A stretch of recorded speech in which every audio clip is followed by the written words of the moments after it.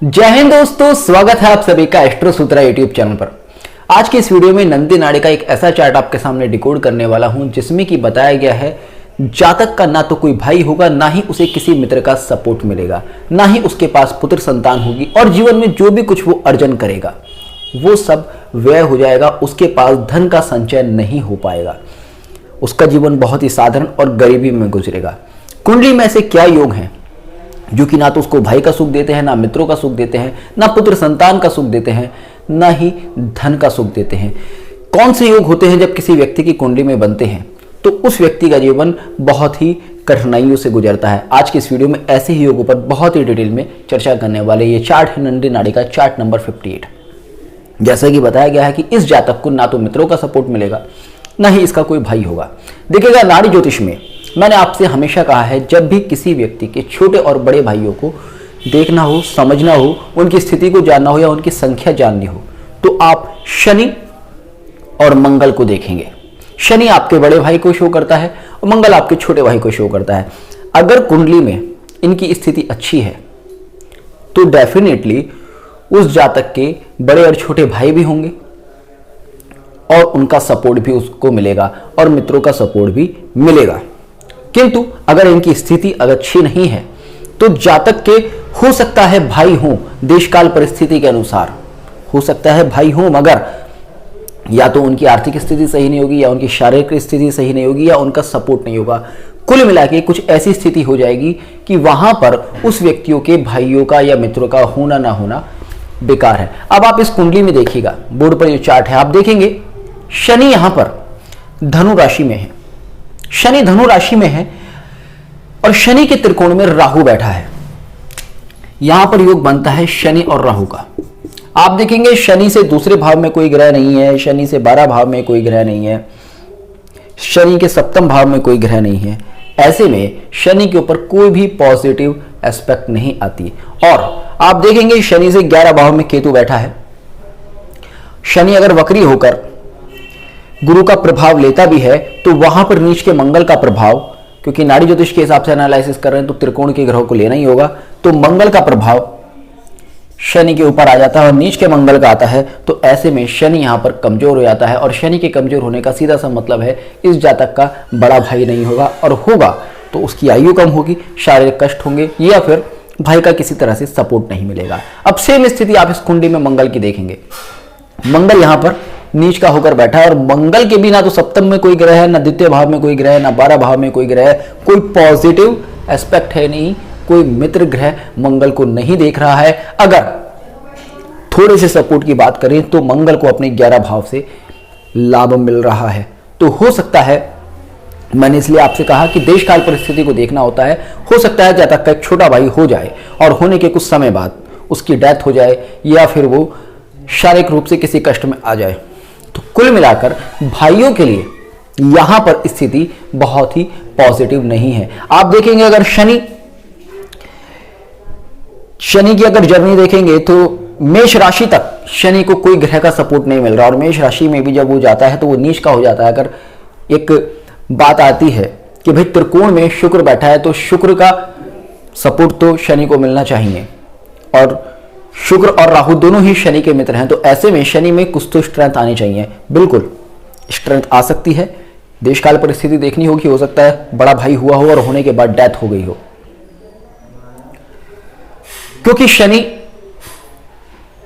को जिस राशि से सपोर्ट मिल रहा है, जिस राशि में बैठे हुए ग्रहों से सपोर्ट मिल रहा है, वो राशि शनि के लिए नीच राशि है।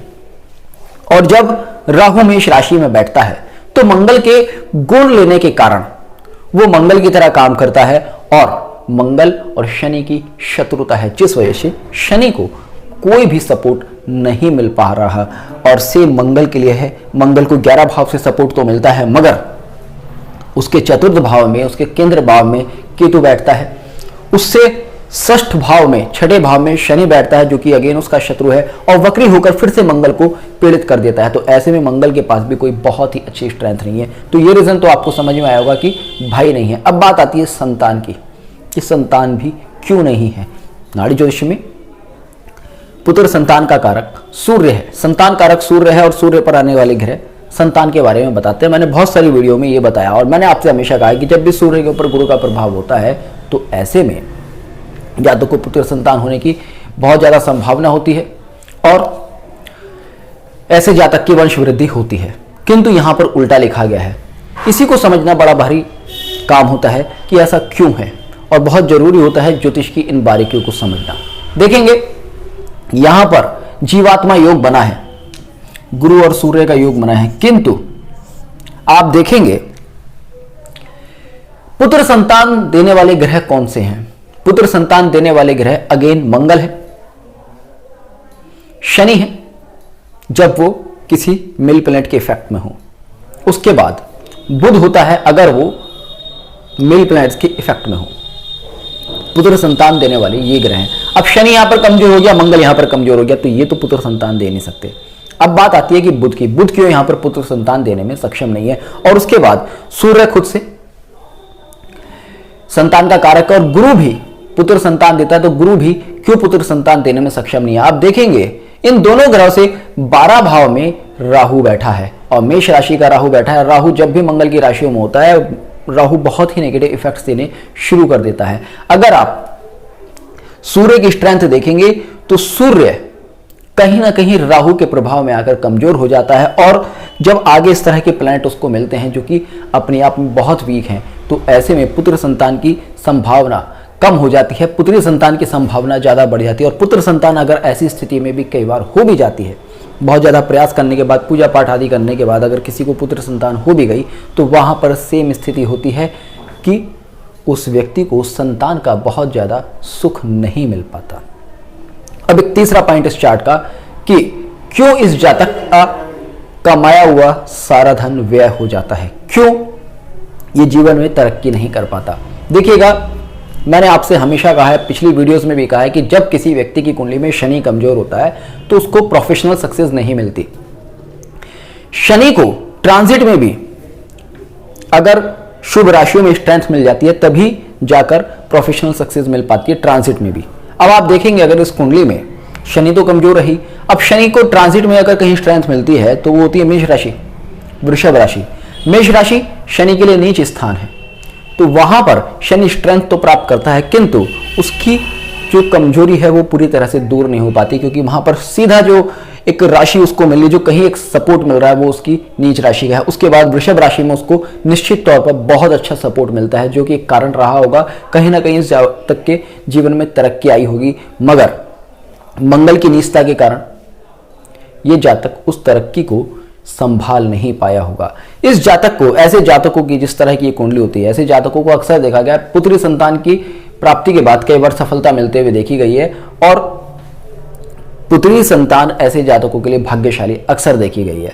और अगर पुत्री संतान के नाम से कोई काम ऐसे ज्यादा करते हैं, उनके नाम पर कोई इन्वेस्टमेंट करते हैं, कोई बिजनेस करते हैं, तो भी बहुत ज्यादा सक्सेस मिलती हुई देखी गई है।